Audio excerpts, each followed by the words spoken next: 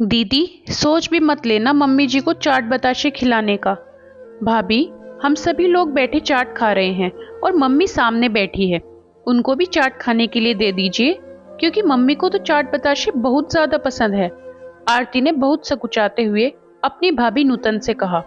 आरती 2-3 साल बाद गर्मी की छुट्टियों में मायके आई थी और आज राघव सबके लिए ऑफिस से आते समय मशहूर लालता चाट भंडार से टिक्की, पानी के बताशे, चटनी के बताशे और पापड़ी और भी बहुत कुछ ले आया था। और दूर बैठी कमला उन सब लोगों को चाट बताशे खाते हुए देखकर चुपचाप मन मारे हुए उन लोगों को टुकुर टुकुर ताक रही थी। आरती महसूस कर रही थी कि इन 2-3 सालों में बहुत कुछ बदल गया था। भाभी मम्मी को कोई भी अच्छी चीज खाने को नहीं दे रही थी। रोटी भी एक के बाद दूसरी बहुत ही कम देती। आज 2-3 दिन से हर चीज के लिए मम्मी को मन मारते हुए देख रही थी। इसलिए आरती मन ही मन बहुत कुलबुला रही थी, पर कुछ कह नहीं पा रही थी। लेकिन आज वो अपने आप को बिल्कुल भी रोक नहीं पाई। अरे नहीं नहीं जीजी, सोच भी मत लीजिएगा मम्मी जी को ये सब कुछ खिलाने का। मम्मी जी का तुरंत पेट खराब हो जाता है ये सब खाने से, और फिर हमारा और राघव का बहुत ज्यादा काम बढ़ जाता है। मुझसे तो ये सब सफाई वफाई का काम वाम तो बिल्कुल भी नहीं होता मम्मी जी का। जीजी, आपने तो सुना ही होगा कि मन भयो बूढ़ा तो तृष्णा भई जवान। बस यही हाल है मम्मी जी का। उनका क्या, वो तो तुरंत खाने बैठ जाएंगी, लेकिन परेशानी हम लोगों को झेलनी पड़ती है। नूतन एकदम बड़ी जोरों से चिहुकते हुए बोली। हाँ आरती, नूतन बिल्कुल सही कह रही है। मम्मी तो बिल्कुल भी नहीं परहेज करना चाहती है, लेकिन हम लोगों ने ही उनको जबरदस्ती खाने पीने से रोक रखा है। वरना मम्मी तो तुमको पता ही है कि चाट बताशे की कितनी बड़ी शौकीन है। राघव भी एकदम से नूतन का पक्ष लेते हुए बोला। भैया, बचपन में ना जाने कितनी बार मम्मी ने हम लोगों को ये जानते हुए भी कि नुकसानदायक चीजें खाने से पेट खराब हो जाएगा और मम्मी का काम बहुत बढ़ जाएगा, फिर भी हम लोगों की जिद बिना चिड़चिड़ाए पूरी की। और आज हम लोग उनका जरा सा काम बढ़ जाने के कारण उनकी मनपसंद चीजों से दूर रख रहे हैं। भैया और भाभी, मम्मी का बुढ़ापा है, पता नहीं कब भगवान का बुलावा आ जाए। प्लीज उनकी इच्छाओं को मत मारिए। क्या जरूरी है कि उनका पेट खराब ही हो जाए? थोड़ा सा दे देने में कुछ बिगड़ नहीं जाएगा, और फिर अगर कुछ होता है तो 10-12 दिन तो मैं ही उनकी साफ सफाई में कर दिया करूंगी। ये सब कहते हुए आरती की आंखें झिलमिला रही थी। जीजी, आप ज्यादा अपने भैया को इमोशनली ब्लैकमेल मत करिए।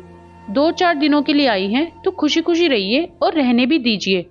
मम्मी हम लोगों की जिम्मेदारी है, आपकी नहीं। आरती को ये सब कहता देख नूतन से फिर नहीं रहा गया। भाभी, ये मत भूलिए कि कल को हम लोगों को भी यही सब बर्दाश्त करने के लिए तैयार रहना पड़ेगा, क्योंकि बुढ़ापा तो एक समय पर हम लोगों के ऊपर भी जरूर आएगा, और हम लोग जैसा करेंगे तो हमारे बच्चे भी हमारे साथ वैसा ही व्यवहार करेंगे, क्योंकि ये लोग हम लोगों से ही तो सब कुछ सीखेंगे। आरती वहीं पास में बैठा नूतन के बेटे की तरफ देखकर बोली, जो बड़े ध्यान से बुआ और मम्मी की बातों को सुन रहा था। अभी नूतन ने आरती को फिर से जवाब देने के लिए मुंह खोलना ही चाहा था कि तुरंत राघव ने नूतन को रोक दिया। रुको नूतन, बिल्कुल सही ही तो कह रही है आरती। आरती, मुझको माफ कर दो। सच में माँ बाप सब जानते हुए भी कि बच्चे नुकसानदायक चीजें खाएंगे तो वो लोग परेशान हो जाएंगे, तब भी हम लोगों की जिद पूरी करते हैं। लेकिन हम बच्चे सचमुच कितने स्वार्थी हो जाते हैं और अपने स्वार्थ के लिए अपने मम्मी पापा को मन मारने के लिए मजबूर कर देते हैं। उनके ऊपर जरा जरा सी चीज के लिए रोक टोक लगाते हैं। लेकिन अब ऐसा बिल्कुल भी नहीं होगा। मैं अपनी माँ का मन बिल्कुल भी नहीं मार सकता। राघव के शब्दों में अफसोस झलक रहा था, क्योंकि वो तो नूतन के भड़काने में ही अपनी मम्मी को हर चीज खाने पीने से रोकता था, वरना इतना भी नहीं था कि कमला जी को कुछ हजम ना होता हो। वो तो बस नूतन को अच्छा नहीं लगता था और इसलिए उनसे छुपा छुपा कर सब कुछ कमरे में बैठकर खाया पिया जाता था। लेकिन आज आरती हुई थी तो सब लोग कमला जी के सामने ही बैठे खा पी रहे थे। नूतन, तुम मम्मी की साफ सफाई मत करना, मैं कर लूंगा। लेकिन अब से मम्मी को कुछ भी खाने से नहीं रोकूंगा, चाहे थोड़ा सा ही क्यों ना खिलाऊं, लेकिन उनको अतृप्त नहीं रखूंगा। और थोड़ी ही देर में बैठा राघव बैठा अपनी माँ को बड़े प्रेम से चाट बताशे खिला रहा था। और कमला जी बड़े प्रेम से बैठी बेटे के हाथ से आज वर्षों बोली चाट का आनंद ले रही थी।